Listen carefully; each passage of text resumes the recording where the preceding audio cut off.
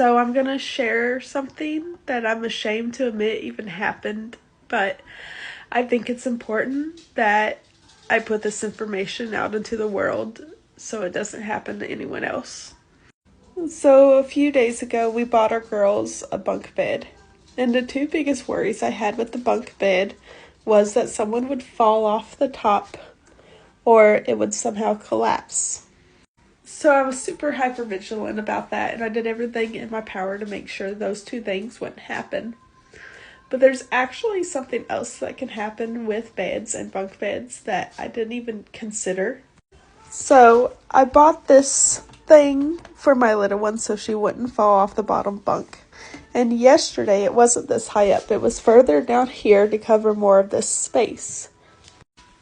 As you can see, there's a huge amount of space between the mattress and the bed frame that I did not notice yesterday when the bed was more centered.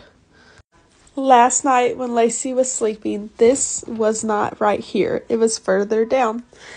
And Lacey was sleeping and somehow she rolled and she fell off into this space and landed like this, with her head caught between the ladder and her body dangling off the side like this. And I heard her crying.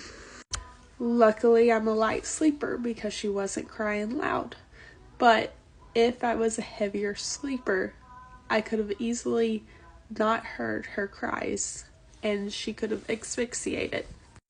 If she landed like this, there's a good chance I wouldn't have heard her crying at all and she could have asphyxiated or suffocated. In hindsight, I don't know how I could have missed that, and no one could make me feel worse about it than I already do.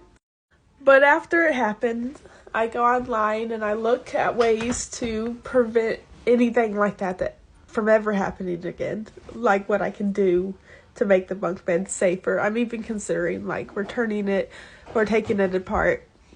But I also looked at if it's happened before.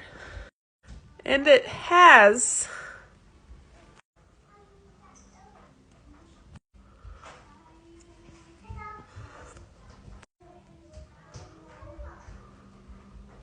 So just be aware, no matter where your child sleeps, that there's no gaps. I don't consider myself a reckless parent. I never bed shared. I always put life jackets on my kids. I never leave them alone in the tub. I always thought that I was a really, really careful person, and this still happened, and it still could have killed my kid. So this is just my call to action to go check your kid's bed right now, check all your children's stuff, and make sure that anything that could possibly happen is prevented, because some stuff you just miss, some stuff you don't even think of.